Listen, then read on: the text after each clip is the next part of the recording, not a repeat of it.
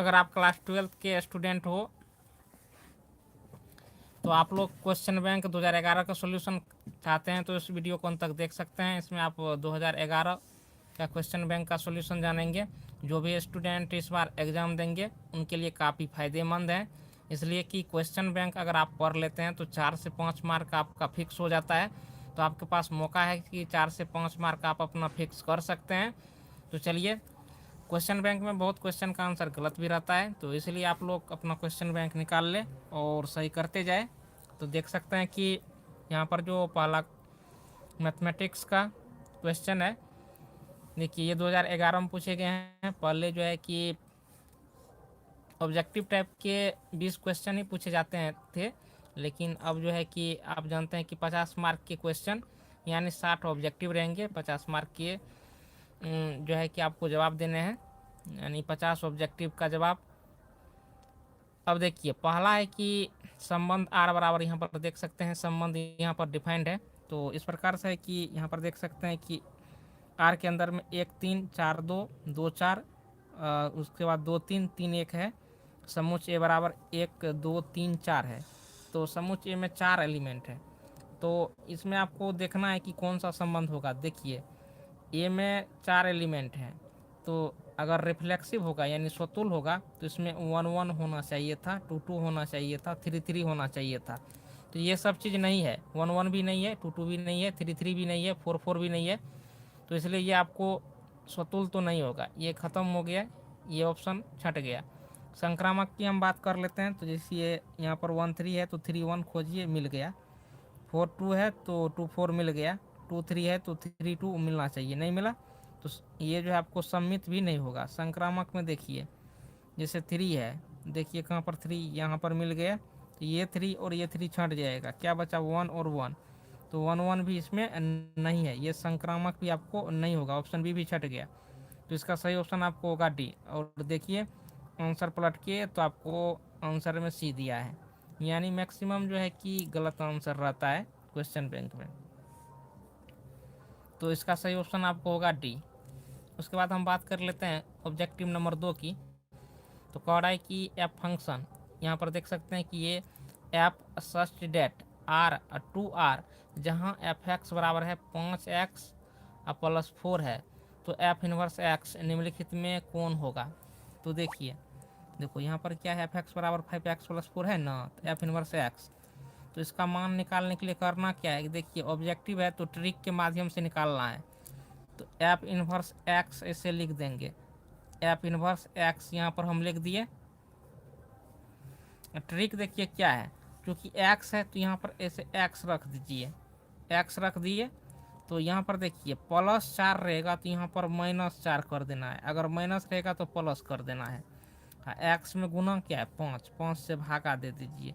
तो x minus 4/5 देखिए किस में है, एक्स माइनस 4/5। तो देखिए इसके किसी भी ऑप्शन में जो है नहीं है।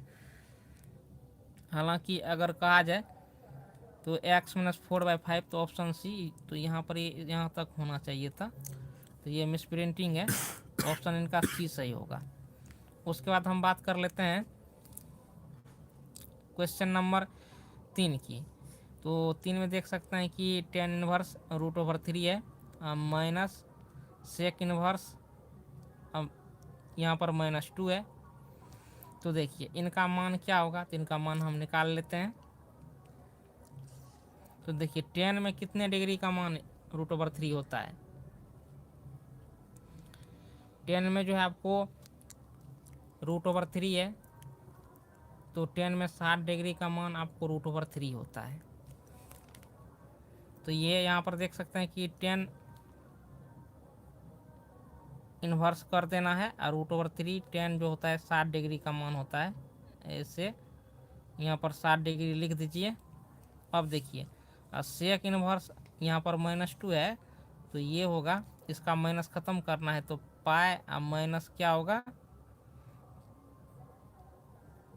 सेक इन्वर्स। अब देखिए सेक में कितने डिग्री का मान जो होता है आपको 2 होता है, तो फाइनली जान लीजिए कि सेक में आपको हो गया।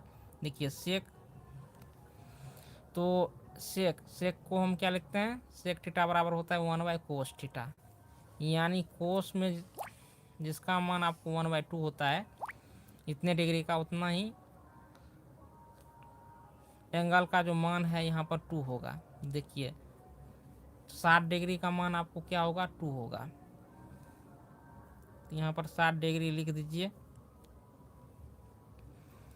अब देखिए ये 10 ख़त्म हो गया, तो यहाँ पर क्या बचा 60, उसके बाद ये इनसे गुना कीजिए तो -180, और फिर यहाँ पर देखिए माइनस इसमें गुना होगा तो ये आपको हो गया प्लस 60 डिग्री। तो 60 60 120, 120 में से 180 को घटा दीजिए -60। तो देखिए इनको हम रेडियन में जब हम लिखेंगे तो ये आपको क्या होगा, ये ऑप्शन बी होगा -π/3। तो 3 का बी हो गया। उसके बाद हम 4 की बात कर लेते हैं। तो 4 में कह रहा है कि द्विआधारी संक्रिया स्टार इस प्रकार पूर्णांकों के समूह पर परिभाषित हो कि ए स्टार बी बराबर है कि a + b + 1, A B belongs to Z के तस्मक का अवयव होगा। तो मान लेते हैं कि तस्मक का जो अवयव है वो आपको ई है। देखो तस्मक का अवयव करा है ना, तो करना क्या है, जैसे ए स्टार बी है ना, तो ए स्टार बी बराबर कैसे डिफाइंड है, a + b + 1 हो गया ना। तो देखो तस्मक का अवयव ई मान लेंगे, क्या मान लेंगे, ई। तो देखो ए स्टार क्या करेगा, ई। तो किसी भी एलिमेंट को उसके तस्मक के साथ ऑपरेट करो तो कौन एलिमेंट प्राप्त होता है, वही एलिमेंट प्राप्त होता है, यानी आपको ए प्राप्त होगा। क्या प्राप्त होगा, ए होगा। अब देखो डिफाइंड कैसे है, यहाँ पर देखो ए स्टार बी बराबर क्या होता है, a + b + c, 1 होता है ना।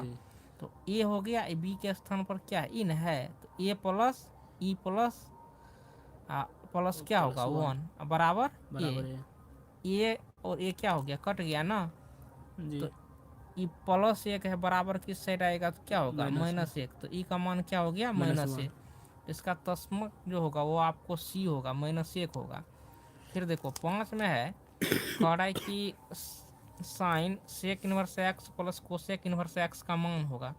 तो देखिए ऐसे हम कर लेंगे, और sec inverse X + cosec inverse X का मान होता है π/2। क्या होता है, π/2। तो साइन π/2 यानी 90 डिग्री। तो साइन में 90 डिग्री का मान क्या होता है, 1 होता है। तो ऑप्शन इनका ए जो है ये सही है।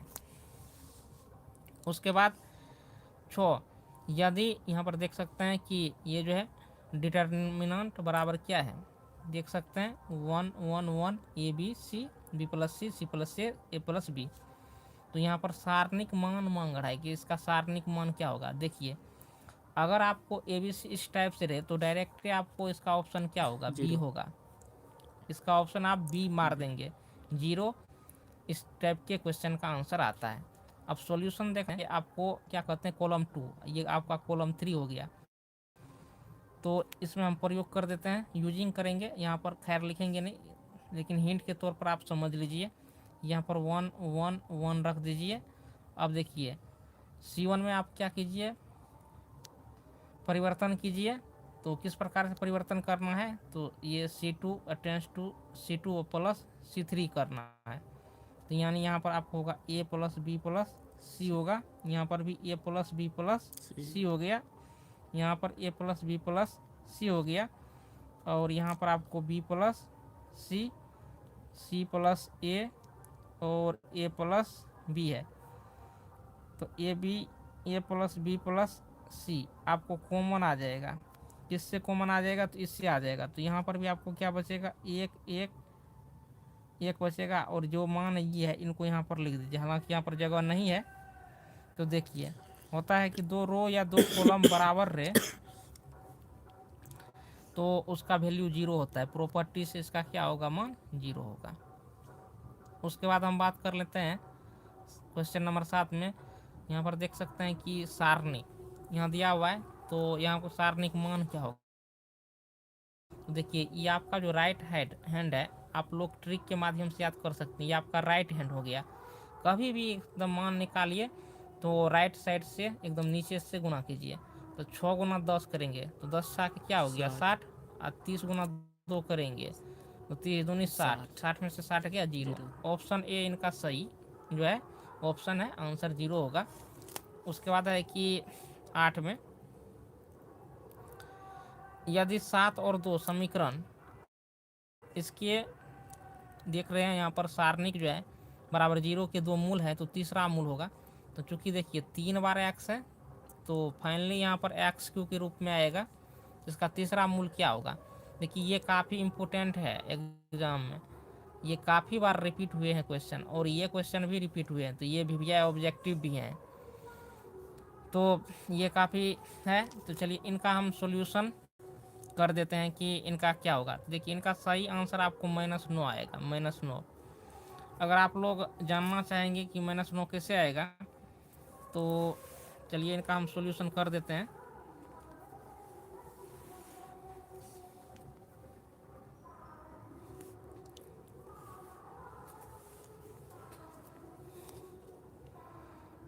यहाँ पर देखिए x लेंगे तो ये कॉलम खत्म, ये रो खत्म, तो x गुना x स्क्वायर हो गया, तो x स्क्वायर हो गया, और 6 दूनी क्या हो गया 12 हो गया। फिर यहाँ पर ये 3 लेंगे तो -3 होगा, इसका स्थान नेगेटिव होता है। ये ख़त्म, ये ख़त्म, ये 2x माइनस, देखिए 7 दूनी क्या हो गया 14 हो गया।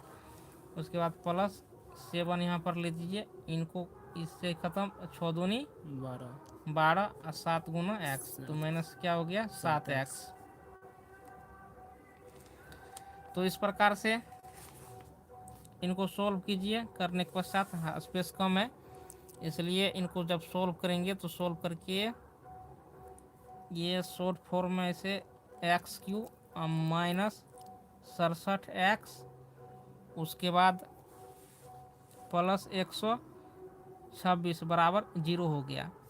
अब इनको तोड़ दीजिए कि यहाँ पर पहले ही कह चुका है कि यहाँ पर 7 और 2 है, समीकरण के 2 मूल है, काफ़ी आसान कर दिया है। तो फाइनली देखिए x³ -7x स्क्वायर ले लीजिए, चूँकि 7 मूल है स्पष्ट, या आप -2x² भी ले सकते हैं, कोनो दिक्कत नहीं है, ले लिए। अब देखिए -7x स्क्वायर ले लिए हैं, तो इसमें 7x स्क्वायर है नहीं है, तो माइनस किए हैं। अब देखिए तो यहाँ पर 7x स्क्वायर लिए हैं, चूँकि यहाँ पर 7 आएगा, तो इसलिए यहाँ पर आपको 49x ले लेना है, ताकि जब 7x कॉमन लेंगे तो यहाँ पर 7 बच जाएगा। अब देखिए 49x ले लिए हैं, आपके पास 67x था, तो यहाँ पर कितना x बचा -18x बचा, क्योंकि -49x, देखो -49x। अच्छा 67 को हम कैसे लिखेंगे, -49 अब -18 नहीं लिखेंगे जी सर। उसके बाद देखिए प्लस 100 क्या हो गया 26, बराबर ऐसे 0 कर दीजिए। अब यहाँ पर बराबर लिए, अब इसमें से देखिए x² यहाँ पर है, देखो ये x² है ना, यहाँ पर 3 गो x है, यहाँ पर कितना x है 2 गो x, तो कितना x कॉमन ले लेगा 2 गो x ले लिए जी। तो यहाँ इसमें से 2 गो x निकाल लिए, क्या गो x बचा, 1 x बचा, इसमें से निकाल लिए, क्या बचेगा कुछ नहीं, 7 बचेगा ना। ई प्लस है तो यहाँ पर क्या देंगे प्लस देंगे ना, इसमें से 7x कॉमन ले लो, तो यहाँ पर क्या होगा 7x ऐसे कॉमन ले लिए हैं, तो यहाँ पर आपको क्या बचा x बचा, ये 49 में से 7x निकालें तो 7 7 49 होता है, 7 बचा। अब यहाँ पर देखिए 18 कॉमन इसमें से ले लीजिए, तो -18 हम कॉमन ले लेते हैं, x अब देखिए 18 7 26 से होता है, तो -7 हो गया बराबर 0। तो फाइनली देखिए एगो x का जो मूल है आपको क्या आ चुका है 7। अब देखिए तो जब x -7 हम कॉमन लेते हैं,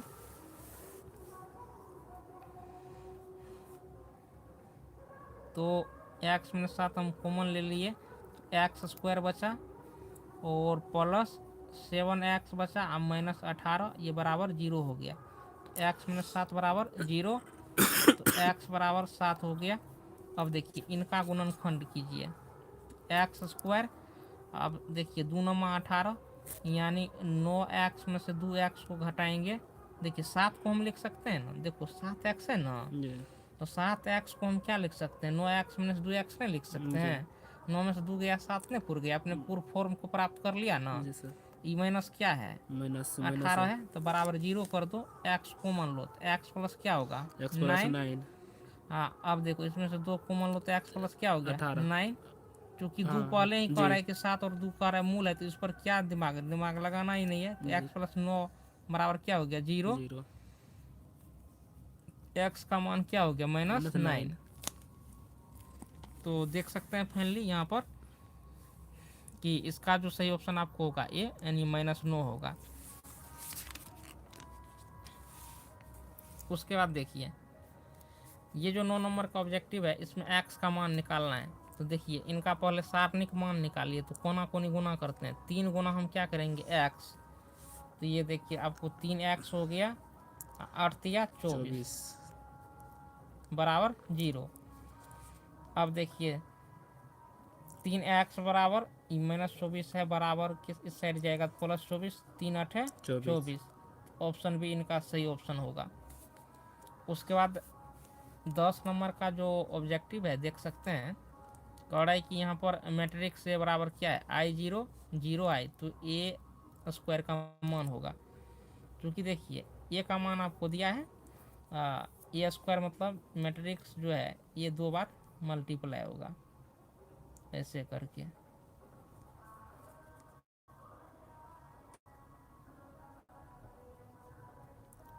कीजिए आई को आई से गुना करेंगे तो ये आई स्क्वायर हो गया जी। फिर इस 0 को 0 से गुना करेंगे, ये 0 हो गया। फिर इस 0 को आई से गुना करेंगे, ये 0। फिर आई को 0 से गुना करेंगे, ये 0। अब देखिए इस 0 को इस 0 से गुना कीजिए,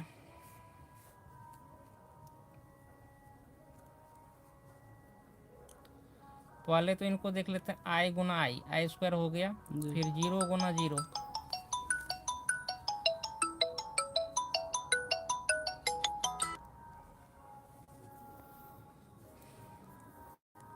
आई गुना आई क्या हो गया, आई स्क्वायर जी। उसके बाद ये 0 गुना 0, तो यहाँ पर 0 हो गया। फिर देखिए आई और 0 को गुना कीजिए, क्या हो गया 0। फिर 0 और आई को गुना कीजिए, ये क्या हो गया 0।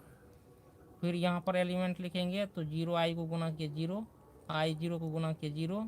फिर 0 0 को गुना करेंगे, यहाँ पर क्या हो गया 0। फिर आई गुना आई करेंगे, क्या होगा आई स्क्वायर। अब देखिए आई स्क्वायर का मान -1 होता है, ये 0 हो गया, ये 0 हो गया, ये -1 हो गया। देखिए इसका सही ऑप्शन क्या होगा, बी होगा। तो यहाँ पर सॉल्यूशन को देख सकते हैं। उसके बाद देखिए 11 नंबर का जो ऑब्जेक्टिव है, कार्य माना कि ए एक व्युत्क्रमणीय अवयव है जिसका क्रम 2 है। तो देख सकते हैं ए इनवर्स का डिटर्मिनेंट, तो ये आपको ऑप्शन बी होगा डायरेक्ट। उसके बाद है कि 12 में है कि ए बराबर यहाँ पर देख सकते हैं 1 2 2 1 है, तो सहखंडन ए का सहखंडन होगा। तो देखिए ए का सहखंडन क्या होगा, जैसे 1 लेते हैं, ई कट गया, क्या बचा 1, तो 1 मिल गया। अब 2 जो लेंगे, ई खत्म, तो ई क्या बचा 2, और इसका स्थान निगेटिव होता है तो -2। देखिए -2 ये यहाँ पर आपको मिल गया। ये 2 लेंगे, ई खत्म, ई इसका स्थान ये लेंगे, इसका ए ऑप्शन सही होगा।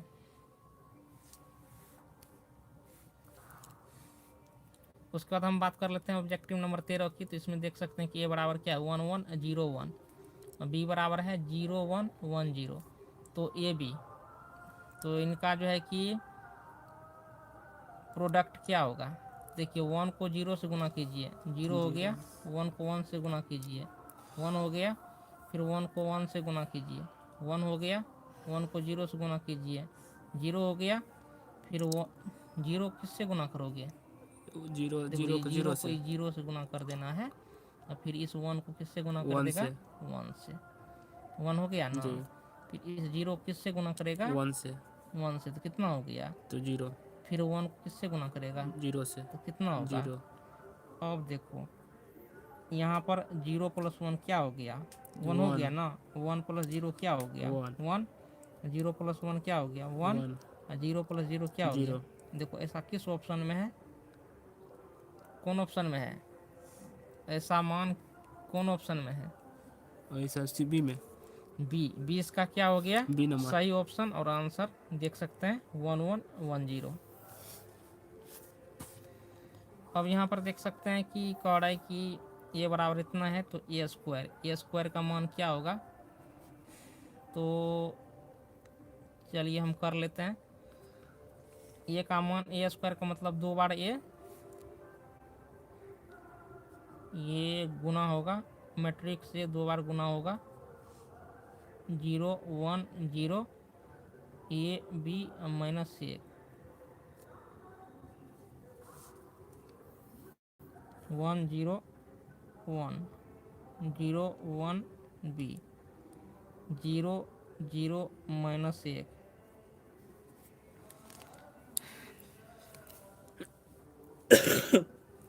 तो चलिए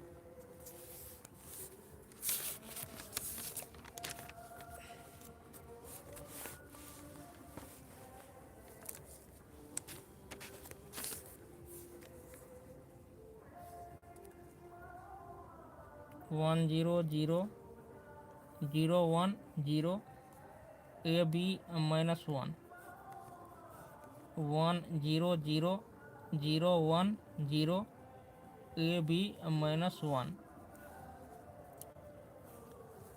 अब देखो 1 को 1 से गुना करो, क्या हो गया?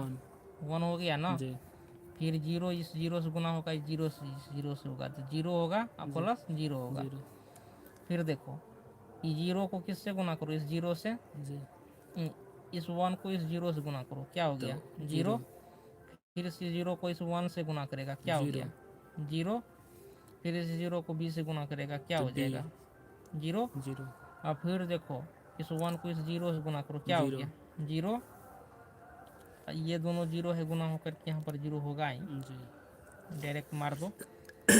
फिर देखो अब चले आना है सेकेंड रो में, तो 0 की इस 1 से गुना करो, तो 0 0 हो गया ना। जी 1 की 0 से गुना करो, 0 0। 0 को फिर ए से गुना करो, 0 0। फिर 0 किससे गुना करेगा? 0 से 0 हो गया ना। 1 को किससे गुना करेगा? 1 से, तो 1 प्लस 1 हो गया ना। जी। फिर 0 किससे गुना करेगा? b b से से। b 0 होगा 0 हो गया ना। जी। फिर 0 किससे गुना करेगा? 0 से 0 हो गया। 1 को 1 से 0 से 0। जी। फिर 0 किससे गुना करेगा? 0 से 0 फिर a को किससे गुना करेगा? a 1 से a फिर b किससे गुना करेगा? 0 से 0 से। माइनस 1 किससे गुना करेगा? a से ये हो गया ना। जी। उसके बाद देखो फिर a को किससे गुना करेगा? 0 से। b किससे गुना करेगा? 1 से फिर माइनस 1 को किससे गुना करेगा? b से फिर a को किससे गुना 0 करेगा? से b। 0 0 हो गया ना। माइनस 1 किससे गुना हो गया? -1 से प्लस 1 हो गया ना। जी तो क्या देख रहे हो, ये आपको 1 हो गया, जी ये आपको 0 हो 0, गया। ये 0, ये 0 1 0 0 0 1। 1 इसको हम क्या बोलते हैं? Identity matrix. तो एकांक का भी हो गया ये। जी तो देखिए इसका सही ऑप्शन आपको 14 का सही ऑप्शन आपको होगा ए।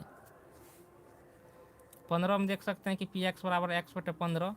तो देखिए यहाँ पी एक्स बराबर 1 है, तो देखिए 1 बटे 15 ये सही हो गया। 15 का ऑप्शन आपको ए। a उसके बाद हम बात कर लेते हैं ऑब्जेक्टिव नंबर 16 की। कह रहा है कि अवकल समीकरण की कोटि का मान होगा। तो देखिए तो इस यहाँ पर ऑर्डर मांग रहा है, अवकल समीकरण यहाँ पर दिया है। तो देखिए कोटि का मान क्या होता है? डी का जो मैक्सिमम पावर होता है वही कोटि का मान होता है। तो देखिए डी का जो है यहाँ पर भी डी है, यहाँ पर भी डी है, तो इस डी का पावर 1 है, इस डी का पावर क्या है? 2। 2 तो हाईएस्ट डेरिवेटिव के पावर को आपको लिखना है। तो देखिए ये आपको क्या हो गया? इसका हाईएस्ट डेरिवेटिव, ये आपको 2 सेकेंड ऑर्डर डेरिवेटिव है। तो यहाँ पर इसका ऑर्डर क्या होगा? 2 होगा। 16 का सही ऑप्शन आपको होगा बी। उसके बाद हम बात कर लेते हैं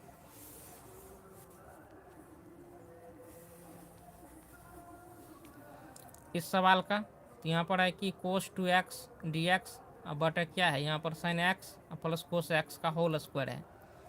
तो इसमें देखिए इसका सही मान क्या होगा, इनको हम सोल्व कर लेते हैं।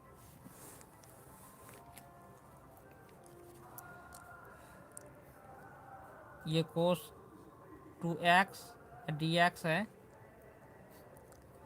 उसके बाद देखिए ये प्लस बी के होल स्क्वायर पर तोड़ दीजिए, तो ये साइन स्क्वायर एक्स प्लस क्या हो गया cos square x x. Square उसके बाद 2 साइन एक्स इंटू क्या हो गया कोस कोस एक्स, ऐसे हो गया। इनका मान फाइनली क्या होगा 1 1 होगा। देखिए इनका मान 1 हो गया, तो इनको हम सोल्व कर लेते हैं।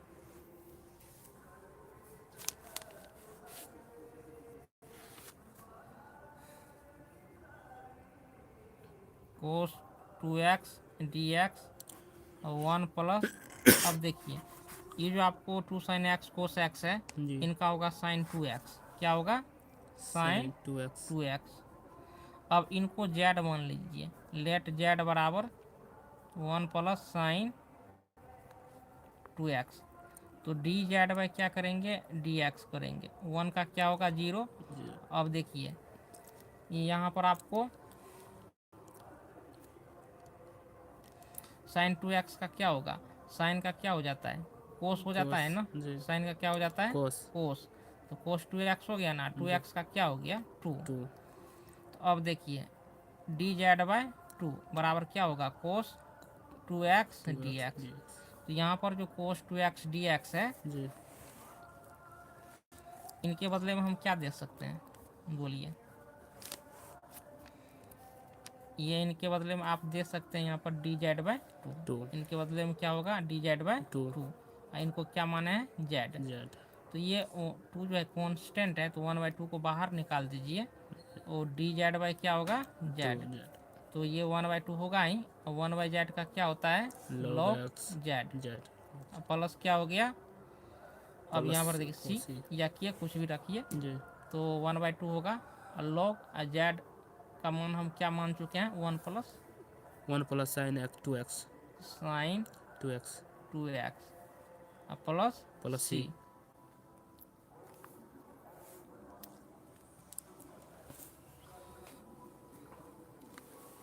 तो यहाँ पर देखिए थोड़ा और तोड़ दो इनको,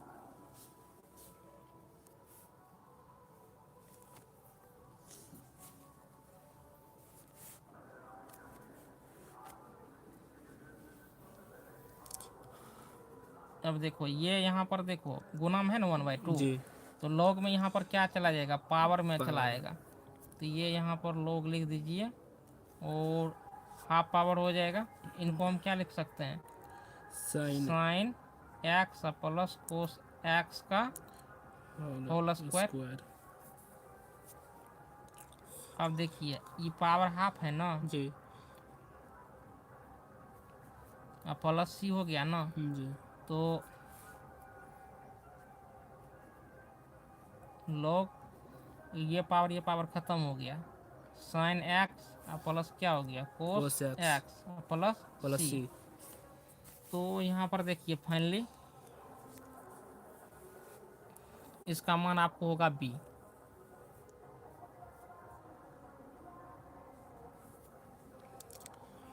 उसके बाद हम बात कर लेते हैं ऑब्जेक्टिव नंबर 18 की। तो यहाँ पर है कि यदि यहाँ पर वेक्टर ए, यहाँ पर है कि magnitude vector A cross B और इनका डॉट प्रोडक्ट दोनों का क्या है बराबर है। तो देखिए इनका एंगल कितना होगा ए और बी के बीच का जो है कोण होगा ये आपको 45 डिग्री होगा। क्योंकि देखिए दोनों का मॉडुलस है मैग्नीट्यूड आपस में बराबर है, तो इसका अर्थ ये हो गया जिससे मान के चलिए कि इस प्रकार से ये बराबर है।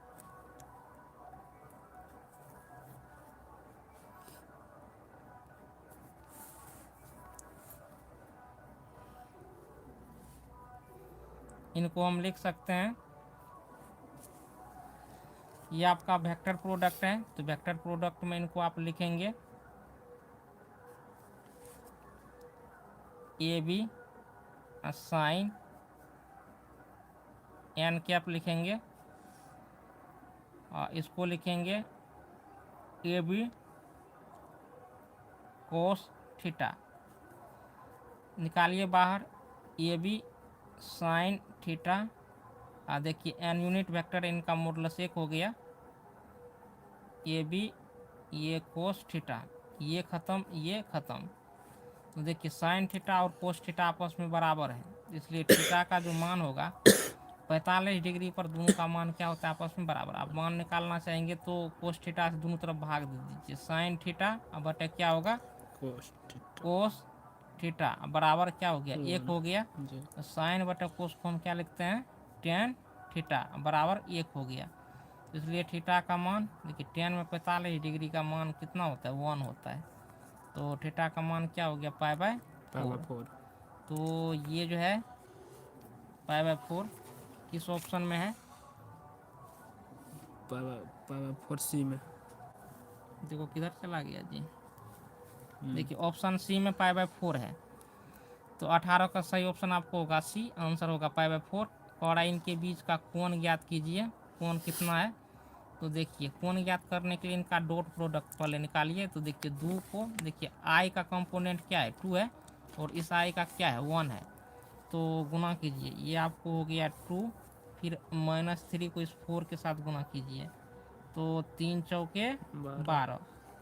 फिर यहाँ पर देख लीजिए 2 को 5 के साथ गुना कीजिए, तो 2 पंचे 10, 2 + 10 12 - 12, इसका मतलब 0 हो गया। तो देखिए अगर डॉट प्रोडक्ट 0 हो तो एंगल 90 डिग्री होता है। ऑप्शन इनका क्या होगा बी, 19 का सही ऑप्शन आपको होगा बी 90 डिग्री। उसके बाद 20 नंबर का जो सवाल है, कड़क ताश के 52 पत्तों में से यदि एक पत्ता खींचा जाए तो इसके इक्का होने की प्रायिकता है। तो देखिए इसके इक्का होने की क्या प्रायिकता होगा। तो देखिए ताश में जो है 52 पत्ता है, इक्का की संख्या 4 होता है, इक्का की संख्या 4। अब देखिए तो इक्का होने की प्रायिकता, तो इक्का होने की प्रायिकता तो इक्का की कुल संख्या 4 हो गया, और टोटल पत्तों की संख्या हो गया 52, तो 13 चौके 52, 1/13 हो गया। तो इसका ऑप्शन होगा आपको बी, 20 का सही ऑप्शन आपको होगा बी। उसके बाद हम बात कर लेते हैं 21 नंबर का जो ऑब्जेक्टिव है। अब देखिए कथन कारण वाला ऑब्जेक्टिव नहीं पूछे जाते हैं, पहले पूछे जाते थे, तो इनको भी समझ लीजिए, जब हम सॉल्यूशन कर रहे हैं तो सबका जानेंगे। करें कि निम्नलिखित कथनों की विवेचना करें। E1 और E2 दो परस्पर अपवर्जी घटनाएं हैं। तो देखिए अपवर्जी का मतलब हो जाता है कि उसका जो होगा ना इंटरसेक्शन, यानी PA इंटरसेक्शन B, ये आपको फाई होगा, तभी उस घटना को हम क्या कहते हैं अपवर्जी। यानी दो घटना का इंटरसेक्शन का जो प्रायिकता आपको क्या हो फाई हो। तो यहाँ पर हम बात कर लेते हैं इसकी। तो यहाँ पर है कि PE1 का जो मान है 0.3 है, और PE2 नोट का जो मान है 0.6 है। तो फाइनली यहाँ पर निकाल लीजिए कि PE2 का मान क्या होगा। तो ये 0.46 है, ये जो आपको 0.6 है, तो PE2 का मान आपको एक में से इसको घटा दीजिए 4 होगा। अब यहाँ पर आपको जो है पड़ रहा है कि E यूनियन E2 0.7, तो इसको अच्छा इनका फॉर्मूला लिख दीजिए, ये यूनियन E2 हो गया,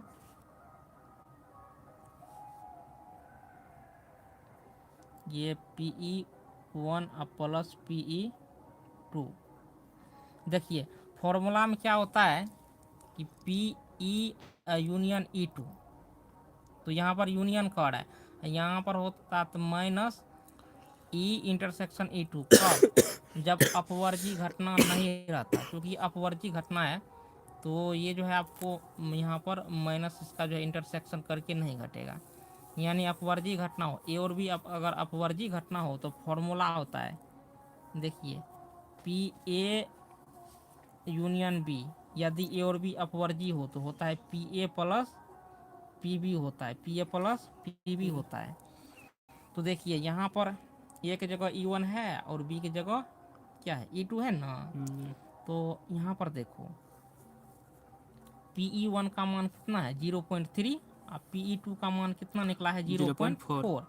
तो 4 3 कितना हो गया 7। ये सही है घटना जी। अब कह रहा है कि PE2 नोट या PE note E2, P note E2 1 minus क्या होगा PE2। तो ये तो आपको सही है। तो ये भी घटना आपको सही है और ये भी जो क्या है सही है। तो कथन 1 और कथन 2 क्या है सही है। तो देखिए इसका कौन सा ऑप्शन होगा बी। दोनों कथन सही है। तो कथन जो है 2 कथन 1 की सही व्याख्या नहीं है।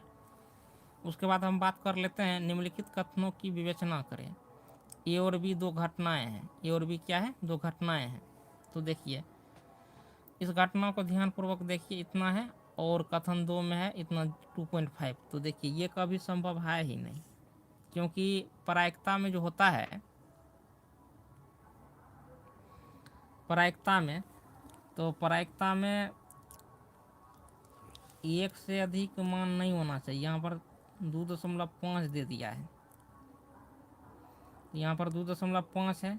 तो ये आपका जो है कथन 2 सही नहीं है। कथन 1 जो है सही है लेकिन कथन 2 सही नहीं है। तो देखिए ऐसा किस ऑप्शन में है कथन 1 सही है परंतु कथन 2 असत्य है। ऑप्शन सी होगा इसका। तो एक चीज़ और गौर कर लीजिए कि 1 से अधिक नहीं होगा प्रायिकता और ना ही ऋणात्मक होगा। इसका जो मान होता है 0 से लेकर के 1 तक होता है प्रायिकता की मान। तो इसलिए 2.5 है तो कथन 2 गलत है।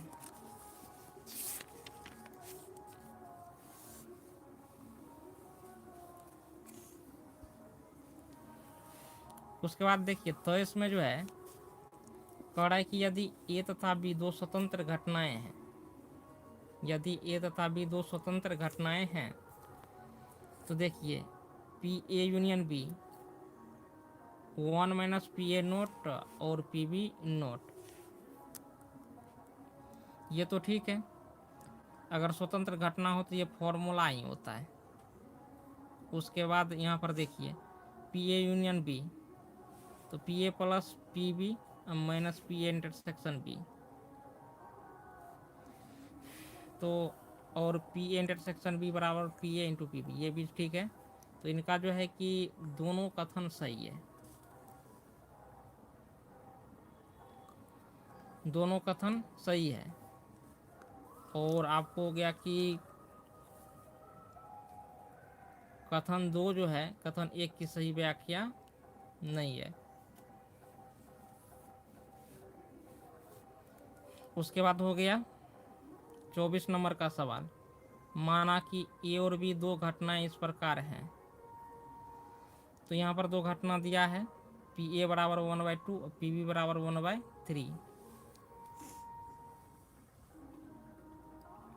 पी ए यूनियन बी बराबर 2/3 है। तो कह रहा है कि ए और बी स्वतंत्र घटनाएं हैं। ए और बी क्या है स्वतंत्र घटनाएं हैं। तो finally P A intersection B जो होगा P A into P B के बराबर होगा। तो पहले तो यहाँ पर देखिए कि पी ए इंटरसेक्शन बी का मान कितना होगा। तो पी ए इंटरसेक्शन बी का जो मान होगा आपको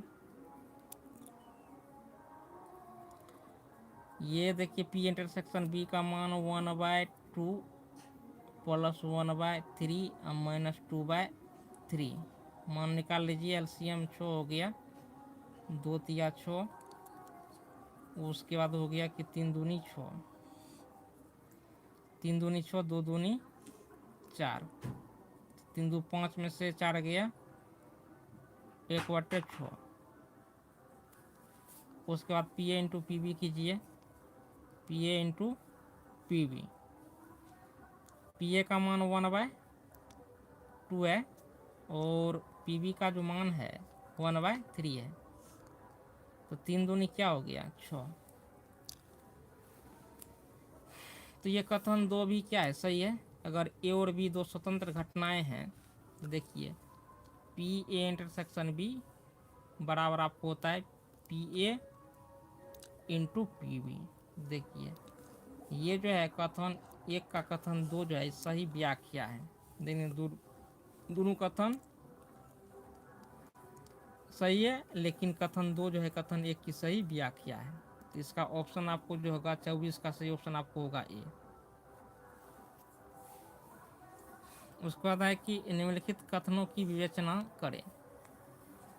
कह रहा है कथन एक जो है कि ए और बी एक दूसरे पर लंब है। तो चूंकि ए और बी एक दूसरे पर लंब है और कथन दो कह रहा है कि a vector A cross vector B बराबर 0। देखिए जब ए और बी दो एक दूसरे पर लंब हो तो उनका डॉट प्रोडक्ट 0 होता है। यहाँ पर क्रॉस प्रोडक्ट 0 दे दिया है, तो कथन दो फाइनली क्या हो गया है, गलत है। उसके बाद देखिए इनको भी गुना करके देख लीजिए कि एक दूसरे पर लंब होता है कि नहीं होता है। तो 2 पंचे यहाँ पर 10 हो गया, 3 दूनी -6 हो गया और 1 गुना -4 10 - 10 ये 0 एक दूसरे पर लंब हो गया। तो इनका जो है कि क्रॉस प्रोडक्ट 0 नहीं होगा। तो कथन एक सही है, कथन दो गलत है। देखिए कथन एक सही है, कथन दो असत्य है, तो ऑप्शन सी होगा। अब बात कर लेते हैं हम इसका। तो यहाँ पर है कि वेक्टर ए दिया है आपको और वेक्टर बी दिया है, तो इनका जो है कि मैग्नीट्यूड निकालना है, परिमाण निकालना है। तो पहले तो वेक्टर निकाल लीजिए, A cross vector A cross vector B, इनका हम क्रॉस प्रोडक्ट निकाल लेते हैं। आई जे की हो गया। उसके बाद हो गया कि 2 1 और 3 5 ये -2 निकालिए। आई ये और ये ख़त्म, -2 को 1 से गुना कीजिए, -2 3 को ये 5 को 3 से गुना कीजिए, 5 तिया 15। अब देखो ये लेंगे ना, इसका स्थान क्या होता है, निगेटिव होता है। तो ये यहाँ पर क्या लोगे, -j ये इधर ख़त्म, ये इधर ख़त्म। तो 2 गुना -2 तो क्या हो गया, -4 और 3 तिया 9, तो -9। अब ये क्या लेगा, किए ऐसे किए ले लिए, ये ख़त्म और ये ख़त्म। 5 दूनी क्या हो गया, 10 और 3 गुना 1 क्या हो गया, 3 हो गया ना। देखो 15 2 कितना हो गया, 17। उसके बाद देखिए 9 4 कितना हो गया, 9 4 13। ये माइनस से गुना हो गया, क्या हो गया, +13। उसके बाद देखिए 10 में से 3 गया, क्या हो गया, 7। इनका निकाल दीजिए मैग्नीट्यूड। तो 17 को 2 बार गुना कीजिए, 17 गुना 17 289। 13 13 100 क्या हो गया, 69 और 7 7 49। सबको ऐड कर दो, तो 9 9 18 9 27, बाकी 2 8 6 14 4 18 18 2 20। उसके बाद देखिए 2 1 3 3 2 5। इसका ऑप्शन सही ऑप्शन क्या होगा, ए। इसका सही ऑप्शन आपको हो गया ए। 26 का सही ऑप्शन ए, आंसर हो गया √507। फिर यहाँ पर देखिए ऑब्जेक्टिव नंबर 27 जो है, कह रहा है कि वेक्टर ए बराबर वेक्टर बी है। और यहाँ पर देख सकते हैं vector A plus vector B, modulus vector A plus vector B का मान क्या हो गया, 1 हो गया। तो कह रहा है कि modulus vector A minus vector B का मान क्या होगा। इनका मान निकालने के लिए कह रहा है, देखिए इनका हम क्या करते हैं, वर्क कर देते हैं। वर्क कर दिए तो जी। वर्क करने के पश्चात क्या होगा, modulus vector A plus B, इनका स्क्वायर हो गया -4, ये magnitude vector A, magnitude vector क्या होगा बी। अब देखिए vector A plus vector B, इनका मान क्या है, 1 है। ये इनका 1 का स्क्वायर कीजिए, माइनस ये 4 हो गया ना। अब इसका देखिए ए का जो है मैग्नीट्यूड क्या है, यहाँ पर देख सकते हैं 1 है। जी। फिर देखिए बी का जो है मैग्नीट्यूड क्या है, 1 है, 1 है। दीजिए तो 1 माइनस 4 क्या हो गया, -3। -3। इनका जब मान निकालेंगे ये होगा √/-3। तो इसका जो होगा डी, इनमें से कोई नहीं, क्योंकि यहाँ पर √+3 है, माइनस रहता तो ऑप्शन बी हो जाता। जी। उसके बाद हम बात कर लेते हैं, और यहाँ पर ये भी चीज़ लिखी दो,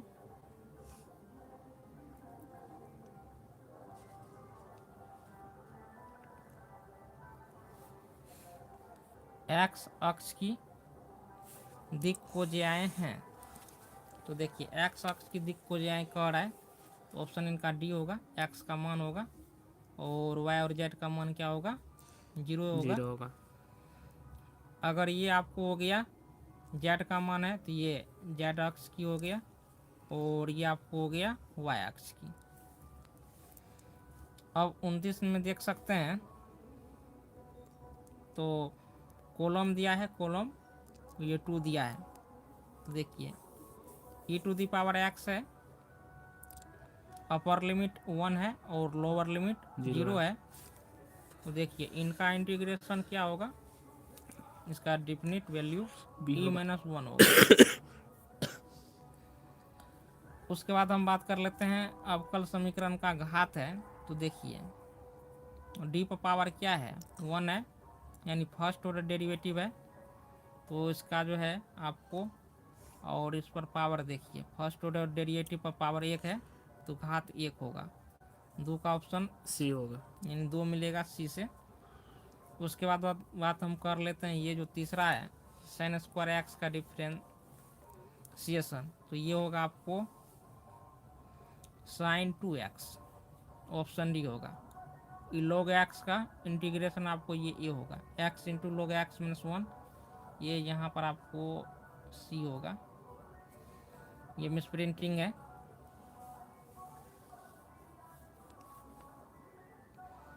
कह रहा है कि रैखिक अवकल समीकरण dy/dx + py = q, जहाँ p और q केवल x के फलन अथवा चर हैं। तो समाकलन गुणांक IF बराबर e⁻p⁴dx और व्यापक हल, निम्न के लिए सही उत्तर चुनें। तो अवकल समीकरण x into dy/dx - y = 2x² का समाकलन गुणांक मांग रहा है। x से सब में क्या कीजिए कि डिवाइड कर दीजिए, तो dy/dx होगा, और यहाँ पर होगा -y/x, ये 2x हो गया। अब समाकलन गुणांक आपको निकालना है, तो e⁻, ये -1/x, ये dx हो गया। e पर पावर ये -log x हो गया, ये चूँकि देखिए माइनस है तो x पावर -1 हो जाएगा, और ये x पावर -1 हो गया, 1/x हो गया। तो ऑप्शन सी होगा जी। इसका समाकलन गुणांक। तो इसमें भी आप x से भागा दीजिए, को निकाल देते हैं डायरेक्ट, 2 क्या हो गया x dx, तो ये आपको x² होगा, ऑप्शन सी होगा। उसके बाद ये अवकल समीकरण का व्यापक हल है। तो देखिए ये दिया हुआ, इसका निकालने में समय लगेगा। चलिए इसके आंसर के अनुसार ही हम मार देते हैं, इसका ऑप्शन डी होगा। रेस्ट जो है